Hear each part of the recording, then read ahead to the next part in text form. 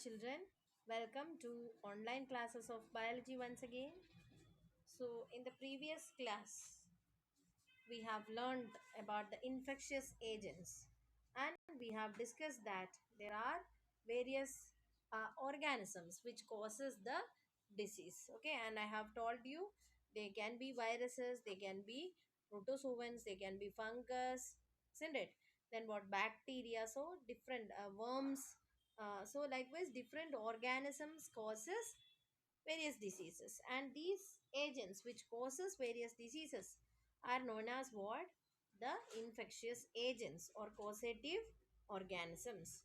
Okay, so let's see what are the diseases that are caused by viruses. Some examples of diseases that are caused by viruses. For example, common cold.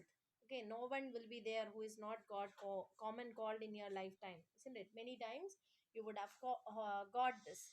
So common cold, then influenza, dengue fever, AIDS, etc. are examples of virus viral diseases, means diseases caused by viruses. Then typhoid, then what, cholera, tuberculosis, anthrax, etc. are caused by bacteria. So bacterial diseases examples are, what are they? They are the typhoid, cholera, anthrax and tuberculosis. Okay, then fungus also causes certain diseases like ringworms. Okay, ringworm is actually is a disease, skin disease caused by fungus and not by what, worms, even though the name what is like that. Then protozoans, they also causes a lot of diseases like malaria, kala azar, etc. Understood? So these are examples of protozoan diseases. Then elephantiasis, ascariasis, etc. are examples of diseases caused by worms. Understood? So likewise we have seen that various diseases are caused by various kinds of infectious agents. So the diseases can also be classified on the basis of the agents which causes the disease as viral diseases, bacterial diseases, fungal diseases, etc. Okay, then if you compare all of this, viral diseases, bacterial diseases, fungal diseases, etc., these organisms, they multiply very quickly in our body, but worms, they may multiply, or their growth will be very slow. Understood? And when this kind of bacterial diseases are there, okay, you can see that we use some drugs, isn't it, like antibiotics. Have you heard about antibiotics? Okay, so antibiotics are used to block the growth of this kind of organisms. Okay, when we compare bacteria and viruses, isn't it, they are having more similarities than what, with the worms. Understood? So some drugs, okay, they can be effective against a group of organisms, but they may not be effective against other group of organisms. For example, the what, antibiotics. Have you heard about antibiotics? They are the chemicals which are obtained from certain organisms, okay, microorganism, and which are what, growing, means which are preventing the growth of other microorganism. Have you heard about any antibiotic? Yes, we have learned about, you might have heard about penicillin, isn't it? So penicillin is an antibiotic, and it is obtained from Penicillium notatum. Okay, it's a fungus, and the penicillin obtained from this fungus is what, they will be able to use against the growth of certain bacterium. Understood? So generally, okay, generally they can use to kill the bacterium, or it will prevent the growth of bacterium. So how they work? By preventing, okay, the certain biochemical pathways. Okay, for example, penicillin, okay, they prevent the growth of cell wall. You know, bacterium are having what, cell wall. We have learned that bacteria is a prokaryotic cell, and they are having a cell wall. So if bacterium cell has to be multiplied, they have to produce what, also cell walls. So the pathway or the metabolism or the chemical reactions through which they produce the cell wall will be prevented by the what, antibiotics, penicillin, understood. So in that way they prevent the multiplication of what, the bacteria in what, in an organism. So understood now. So like this, what, they can kill the bacteria without affecting the what, human cells. Why? Because in human cells there is no cell walls. Okay, so they can particularly kill only the bacteria, and this what property is used to what, kill bacteria in many cases. Okay, different kinds of bacteria can be prevented by, or their multiplication can be prevented by using what, antibiotics. Is it clear? So by using antibiotics in this way only, what happens, the what, the growth of bacteria like organisms are prevented. Now, why it is not applicable to viruses? Because by taking antibiotic we cannot kill viruses, because viruses, they don't have their own pathways, metabolic pathways are not there, understood. So you have learned that virus is not living. Okay, so when virus enters into the what, into the host cell, what they do is, actually they won't enter, their protein code will stand outside. Okay, stay outside, and only the nucleic acid, DNA only will get entered into the cell. So after entering into the host cell, they use the what, mitochondria and other organelles for their own purpose. The host cell's organelles will be utilized by the viruses. So what will happen, they won't be able to produce what, the means they won't be having their own particular pathways. So if any antibiotics is used against virus, that will also be what, affecting the host cells. So this is the reason why antibiotics are not effective against what, the the viral infections. So if we are having a common cold, taking antibiotics will not reduce the severity or the duration of the disease. Okay, but at the same time, if we also get a bacterial infection along with viral fever, okay, viral type of common cold or viral infections, okay, in that case it will help, understood. So in this case also, the antibiotics will work only against the bacteria, not against the viruses. So I think it's very clear, isn't it?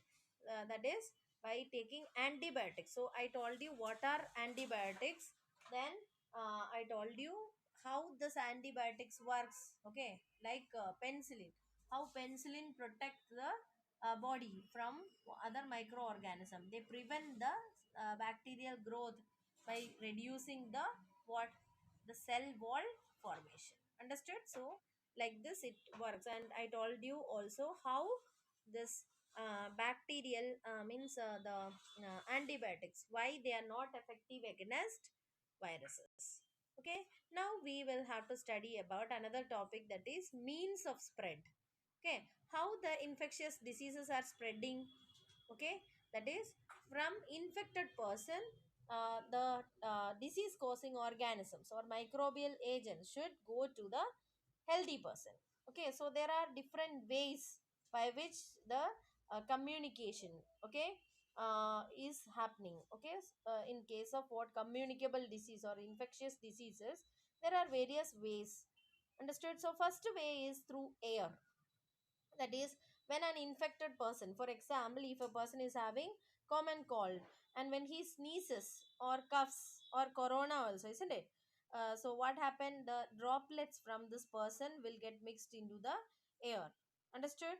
And when a new healthy person inhale this particles along with the air, okay, what will happen, the person will get the disease. For example, examples of diseases that spread through air are what, common cold, pneumonia, tuberculosis, okay, and also our corona. That's what we are all wearing, what, mask now.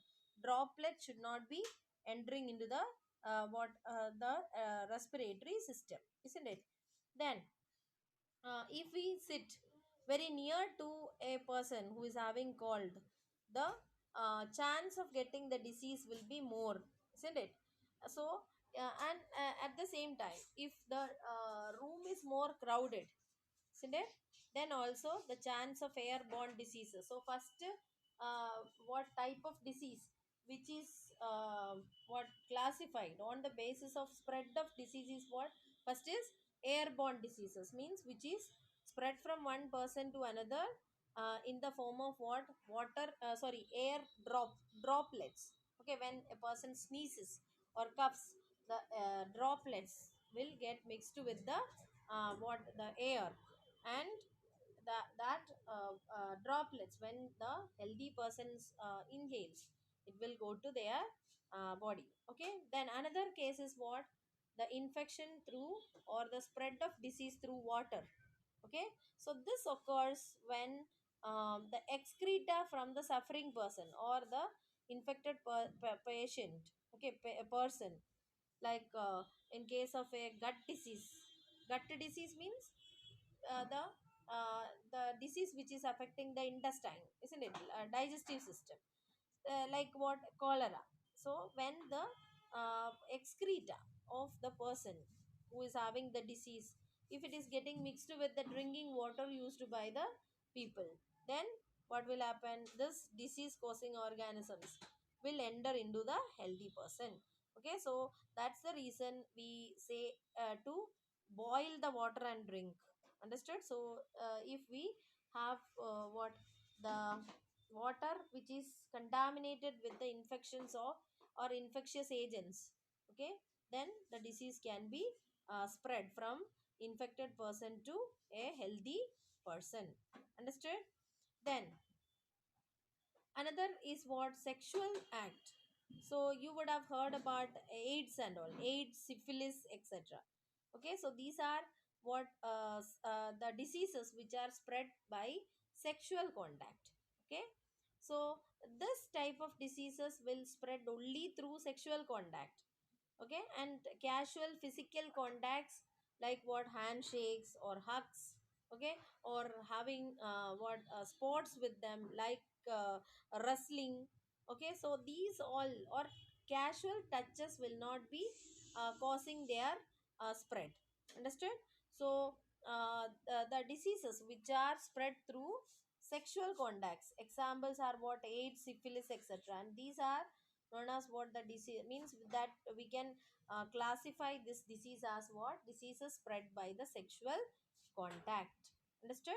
Then AIDS, have you heard how it will be spreading? By sexual contact, one method is there. Then from the infected person's blood to the what? Blood of the healthy person. Okay, if a blood transfusion is taking place, then in that way also it can be spread. Then infected mother to baby. Understood? Or through breastfeeding. So from this ways also, or through this ways also, AIDS can be spread from an infected person to a healthy person, in addition to sexual contact. What are they? That is through what the transfusion of blood. Okay, then what? From mother to baby, through pregnancy or during pregnancy, and through breastfeeding. Understood? So like this, what? The various diseases can be means diseases can be divided or classified according to the means of their spread. Once what I told, they are airborne diseases. Second, I told you waterborne diseases. Okay, then by sexual contact. Okay, diseases caused by the sexual contact. Then there are some organisms which can spread the disease from an infected person to a healthy person. For example, there are various animals which are acting as the intermediaries or vectors. Okay, so the common vectors that we all know is mosquitoes, isn't it? Mosquitoes causes a number of diseases. Actually, mosquitoes, they take human blood not for their nutrition. Actually, they need highly nutritious food in the form of blood in order to lay mature eggs. Okay, so that is the reason female mosquitoes, okay, they are what they means female mosquitoes are the vectors, and male mosquitoes, what they do, they actually can take the plant juices and they can survive, so they won't bite us. So female mosquitoes, why they are taking blood from us, for their for them to lay mature eggs, understood? So while collecting blood from us, okay, from an infected person, it carries what various disease causing organisms from them to the healthy person, understood? So likewise, what diseases can be classified into different types on the basis of what, on the basis of means of spread. Okay, they are airborne diseases, waterborne diseases, then diseases caused or spread by sexual contact, and also the diseases which are spread by vectors. Okay, so I hope this much is very clear to you. We'll continue in the next class. Thank you.